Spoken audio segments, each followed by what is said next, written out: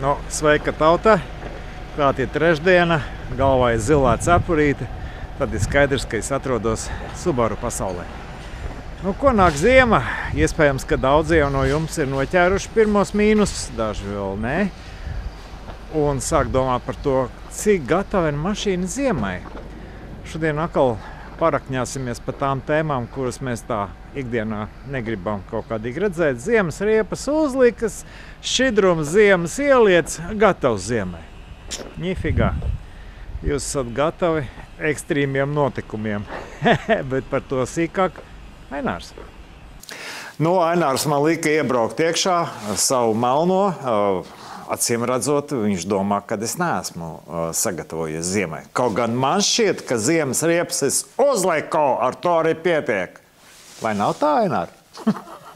Nē, pavisam noteikti nav.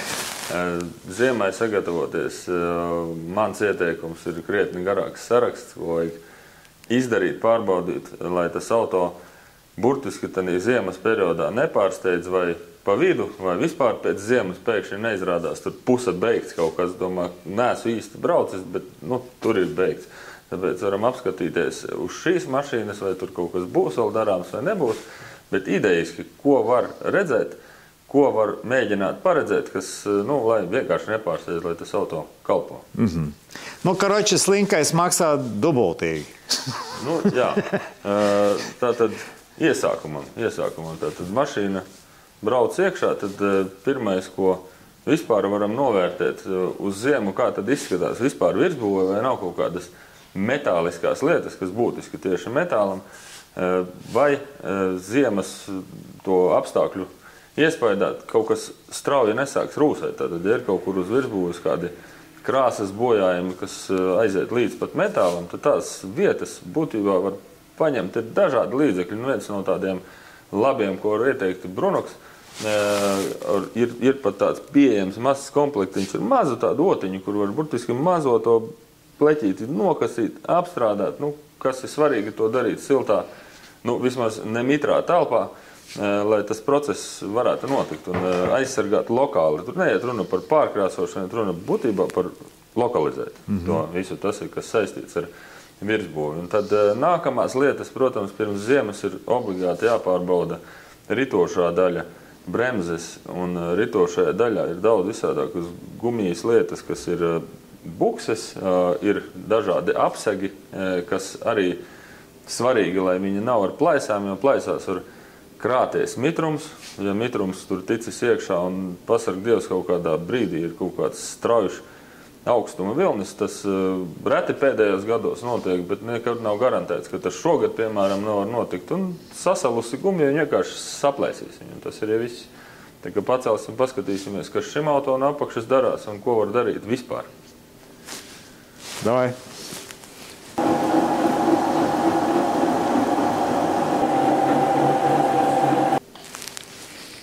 Lūk, mašīna ir uzcelt augšā, ņemsim kādu gaismekli. Jā. Un skatīsimies, kas tur apakšā darās. Tātad visām šīm te vietām, kur ir kustīgas daļas, visur tur ir bukses. Tur, šeit kur reduktoram, te mēs varam pat paskatīties, kur var redzēt kaut kādas plaisiņas. Šīs te plaisas, visticamāk, pēc ziemas viņas būs jau lielākas, jau prasīsies darīt pavisam noteikti. Patreiz tas ir tādā brīdinājuma formā, bet tad viņš izlīdīs ārā. Attiecīgi, tātad tiltam visas bukses pārbaudam. Tas ir vairāki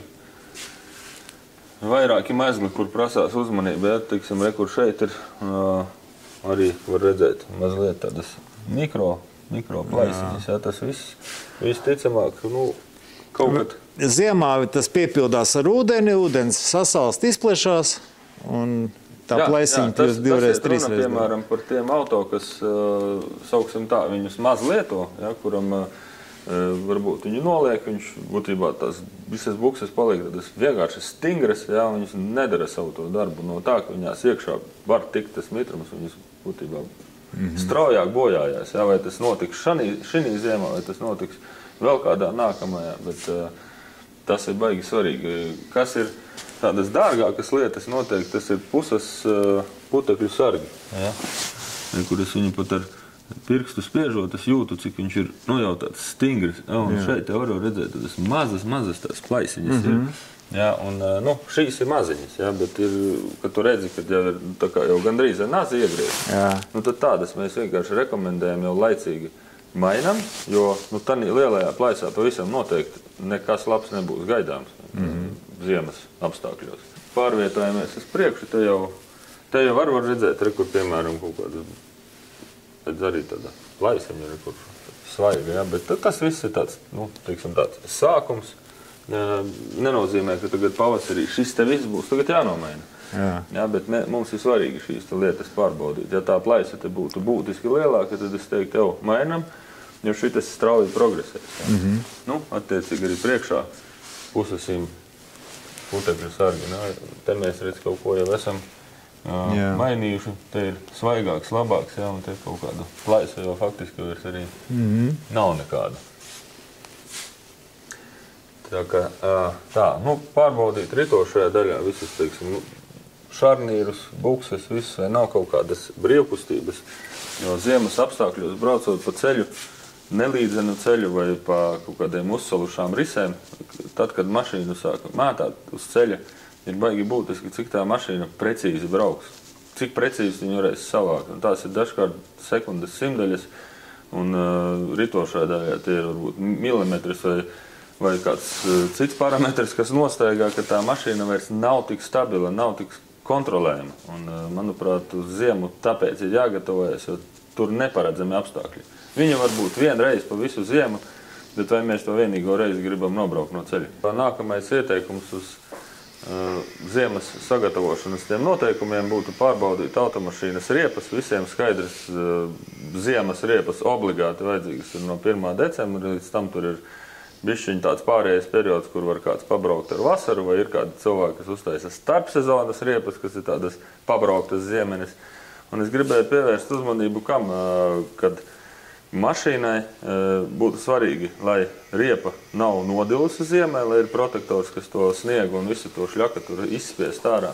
Ļoti būtisks parametrs ir riepas ražošanas tas datums, kur te viņš ir redzams, nedēļa un gads, lai tās riepas nav vecas, jo kas ir raksturīga vecai riepai, kad viņa ir zaudējusi savu to elastību, un varbūt jums tas protektors izskatās vēl smuks un var vēl braukt, izskatās, bet visdrīzāk tas var pievilkt tajos brīžos, kad izbraucot no ceļa, uz ceļa no rīta, piemēram, pirmo kaut kādus 5-10 kilometrus, kamēr tā riepa neuzsilst, viņa, straujo bremzēšanu tev neatļaus izdarīt vai kaut ko citu. Ja? Tā kā baigi jāskatās, kā tā riepa uzvedās. Ieteikums noteikti riepas skatīties, pat ja tas ir viens un tas pats ražotājs un protektors un tā tālāk, lai arī ražošanas tie datumi neatšķirtos būtiski, lai nav, piemēram, viena riepa ir 3 gadi vai 4 gadi vecāka par pārējām, vai pāris, pasaka Dievs, tad arī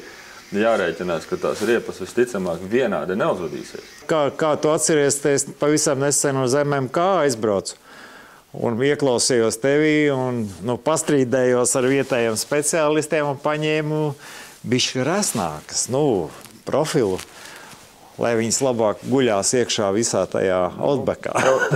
Tev jau bija tā prasība, lai tu varētu ar vienu lielākos dubļos iebraukt, un es ceru, ka tu vēl neesi nekur nogrimis ar šo auto.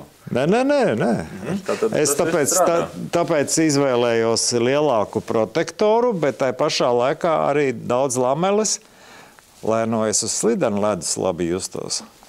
Tā kā riepām uzmanība ir diezgan jāpievērš, un mans pat ieteikums, kad jau riepas ir uzliktas virsū un ir dabā tur kaut kādi plus 3 grādi un uz leju, ja sagaidas pirmo salu ar ļoti labi, izbraukt kaut kādā sev zināmā vietā, kur nevienam netraucēti varētu, piemēram, uzsākt strauji, bremzēt strauji, veikt kaut kādu manevru, vai tā riepa turās, vai saprast, cik viņa turās. Tieši šī te sadaļa, kad galvā uztrenēt, ka šīs riepas noteiktos apstākļos to dara, un tie pirmie sali, kad ir mitrums uz asfalta, tas saucamais melnais ledus, ir fantastisks riebīgs, kuru tu vizuāli nevari novērtēt. Viņš var būt 10 km labs un 10 km pēkšņi viņš ir tāds, ka tu drīksti braukt tikai varbūt uz 30 ar savām riepām, tāpēc, ka viņu veiktspēja nav labāka. Vēl viens ieteikums, tad, kad riepas maina, kad maina riepas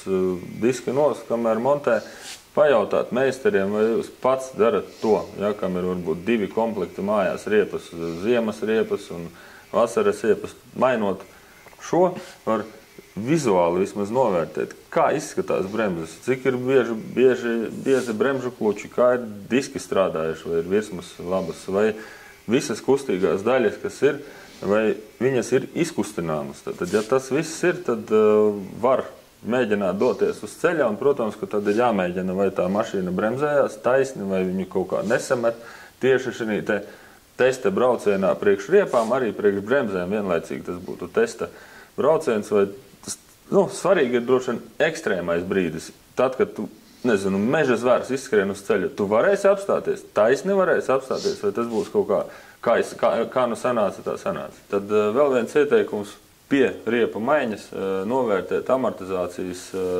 stāvokli amortizatoru tieši. Un šī gadījumā šeit viss izskatās sauss, labi, te ir aprūsējis un kaut kādi dublīši virsū, tas viss ir normāli, bet tā, ka šeit jau ir mitrums vai diezgan slapš, tas nozīmē, ka amortizators jau spiež no sevis ārā savu tehnisko šķidrumu un tādā vietā var iekļūt ūdens. Un bieži vien tas ūdens daudzums, kas tur nokļūst, ir ļoti mazs, bet viņš sasalstot izdara tādu nepatīkamu lietu, ka amortizators burtībā pārstāja strādāt un paliek tā kā metāla kaut kāds statnis vienkārši. To es dzīvē vienreiz pieredzēju daudzus gadus atpakaļ. No Latgales atbraucu uz šāds atpakaļ, jo uzsala amortizators. Tas bija trakajā jaunībā, tad es pats tam nepievērsu uzmanību. Bet laikam ejot, šīs te gudrības savācot. Šī augstumā, kas mums ir ērts, acu augstumam ir laiks novērtēt, kā vizuāli izskatās automašīnas optika, gaismas.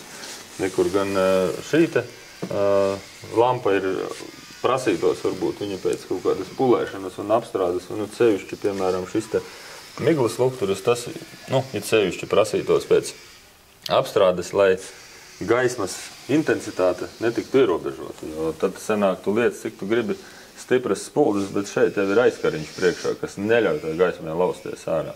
Tā kā sakārtot oriģinālās gaismas, tas būtu ļoti labi, un ja viņas labi pareizi sakārtot, tas jau nebūs tikai vienas ziemas jautājums vai vienas vasaras, tas būs ilgstoši. Ziemā ir tumšs, jā, vajag gaismu. Nākamā lieta, ko es iesaku novērtēt, ir atvērt šeit apakšā, tad daudz kas ir redzams. Es domāju, pilnīgi visi autovadītāji zina, kas ir akumulators, jo kādreiz dzīvē viņš ir pievīlis. Pirms ziemas arī ir būtiski pārbaudīt uz slodzi to akumulātoru, vai viņš ir pietiekami sevī, kā sakot, ietilpīgi var noturēt, lai tu vari iedarbināt mašīnu, jo, piemēram, aizejot smuki pastaigājot pa mežu ar suni un atnākot atpakaļ saprast, ka mašīnu nevar iedarbināt, vai varbūt akumulators ir nosēdies līdz tādam līmenim, ka pat atvērt mašīnu nevar. Ziemas apstākļos, manuprāt, tas ir viena no nepatīkamākajām lietām, ja tev blakus nav kāds draugs vai varbūt arī telefonam baterija nosēdusies vienlaicīgi. Kā sakot, sakrīt apstākļi. Tā kā akumulātora pārbaude būtu obligāta lieta, ko izdarīt. Dzeses šķidrumu pārbaudīt, ja nav nekādas informācijas, kas, kad mainīts, kāpēc. Saprast, vai tur nav vienkārši kaut kāds piejaukums vai ūdens daudzums iekšā tāds, ka ir risks, ka var sasalt, piemēram, kaut kādos, grādos 15, jā, kas gan sen nav pie mums pamanīti, bet nekur nav izslēgts, ka viņi atgriezīsies. Attiecīgi arī tas pats bremžu šķidrums jāpārbauda, vai tur nav iekšā ūdens daudzums jau palielinājies līdz kritisam, ka tas arī būtu jāmaina. Attiecīgi, protams, visus tehniskos šķidrumus, lai varbūt tos ziemas dažus mēnešus varbūt tur īsti nevirināt, izņemot šo te korķi, kas ir stiklu mazgāšanas šķidruma trauks. Ja, par to atsevišķi stāsts, par ko aizmirst ļoti daudz autovadītāji. Tas ir logu šķidrums iekšā. Ja, liekas, ir un ir. Braucam. Logu mazgā, piemēram, ilgstoši nav nebijuši nekāda lieta, nekādi netīrumi, nekas, tu viņu neizmanto, bet viņš tev ir, tu nospied podziņu strādā, viss forši pienāk, pirmais sals, tas logu trauks atrodas apakšā ārpus motora telpas, pat ja mašīna uzsils, trauks neko neuzsilst, attiecīgi sasalis ledus gabals, protams, stiklus nomazgāt nevar, nu, ja skatās no apskates viedokļa, jau jums ir stabils divnieks, ja ne trīnieks, jūs vienkārši ceļu neredzat. Tāpēc ieteiktu pirms ziemas noteikti, ja jūs nezināt, ka tur ir ielietas ar temperatūras kaut kādu izturību šķidrums, tad vienkārši viņu, nu, burtiski varbūt atļaujaties, izpūšat ārā viņu uz tā stikla, vairāk pamazgājiet un ieliet ziemas šķidrumu, vai vismaz pieliejiet pietiekami daudz ziemas šķidruma, lai viņš sajaucoties veidotu, nu, vismaz kaut kādas plus mīnus 5-10 grādi salu, lai viņš var izturēt. Tas nepārsteigts ar ko? Ar to, ka jūs būsiet spiesti braukt vai uz servisu vai uz kādu siltu telpu, lai tas būtībā ledus izkūst, tad jautājums, cik daudz tas ledus postu būs nodarījis, vai logu šķidrums nebūs salstot, saplēsis pašu trauku. Un kūstot ārā redzēsiet, kā smuki veidojās peļķi un saprotiet, ka jau ir jāmaina pats trauks. Un tas viss ir atkal vienkārši nauda, mašīnas uzturēšanai, no kuras var mazliet izbēgt, izdarot noteiktas lietas. Attiecīgi pie šī te jautājuma pieskaroties stikla mazgāšana, ir jāpārbauda, kā tad mazgā pašu stiklu, kā strādā sprauslis, kas uz stiklu to šķidrumu pūš, vai ir pietiekami labi pa visu stiklu tas šķidrums viendabīgi tiek nodots. Vajag obligāti pārbaudīt pašas logu slotiņas, vai ir mīkstas, vai nekur nav noplīsušas, ja? vai strādā labi. Un tad, kad jūs to šķidrumu pūšat, jūs jau redzat, vai tīra, vai kaut kādām svītrām veidojas. Tātad tās, kur ir svītras, varbūt vienos plusgrādos, mīnusgrādos noteikti būs kaut kāds pusloks netīrs. Uz ceļa, protams, atkal neērtība, bet ceļš, tas ir vadītāja pusē. Pasažieris varbūt var iztikt telefonā sēdēt pa ceļiem, bet šoferiem gan vajadzēs stikla to caurskatāmību labu turēt. Vēl viena sadaļa, pie kuras noteikti jāpievērš uzmanība, ir automašīnas tikšana iekšā ārā. Pats salons un, tiksim, vecajiem Subaru un arī jaunākajiem to pašu var darīt. No vecajiem, kas bija raksturīgi, nav loga rāmis. Ir vienkārši logs, kas piespiežās pie šīs te gumijas.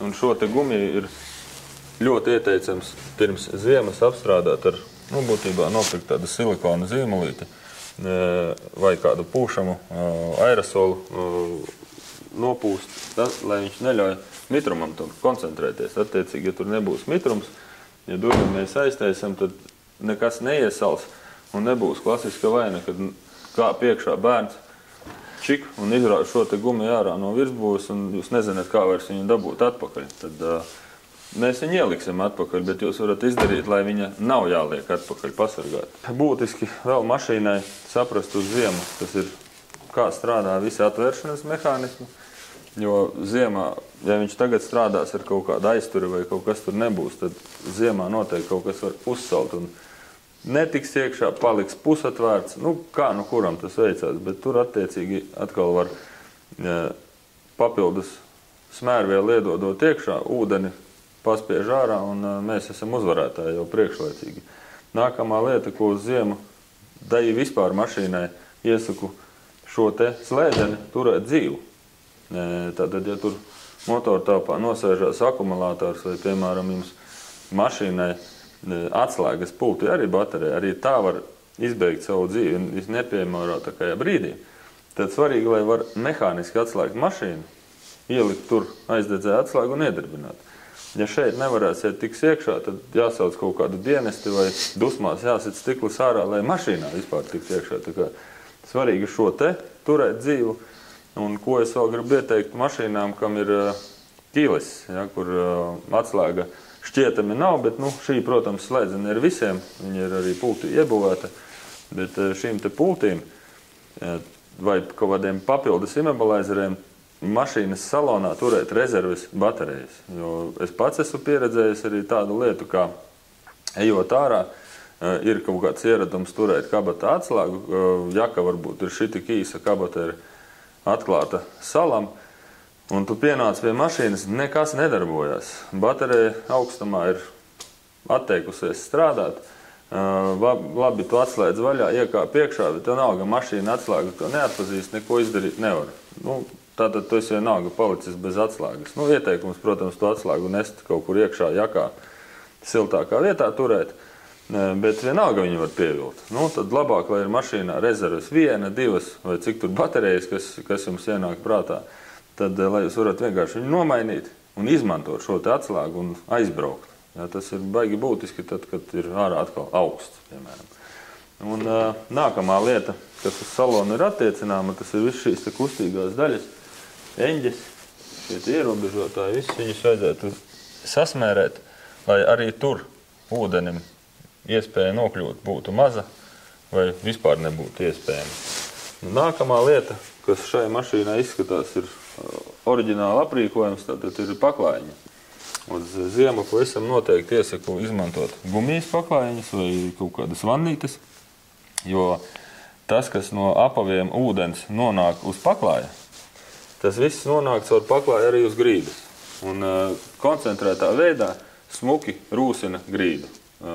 Mēs varam to ierobežot. Mēs nevaram izbeigt tas, ka tur nekur nenokļūs sniegs vai sniegs ar to sāli saucamo, bet to daudzumu, kas tur nonāks, mēs noteikti varam ierobežot. Es personiski mašīnas parasti pēc ziemas noteikti tīru ķīmisko tīrītavu un žāvēju salonu, jo gan kaut kādas smakas, gan arī tīri, lai tīrība ir un tā tālāk, tīri ķīmiski, lai mašīna ir atgriezta atpakaļ, nu, tad ir saudzīgākā režīmā, kas ir, nu, vasarā tomēr ir saudzīgāks režīms. Kopēji ieteikums par mašīnām droši vien ir tāds dzirdēts, sakāmais, kad, lai braukt ar ragaviņām lejā no kalna, viņas jāvāk kādam augšā. Tad attiecīgi šī te mašīnas sagatavošana ziemai būtu to ragaviņu vilkšana kalnā.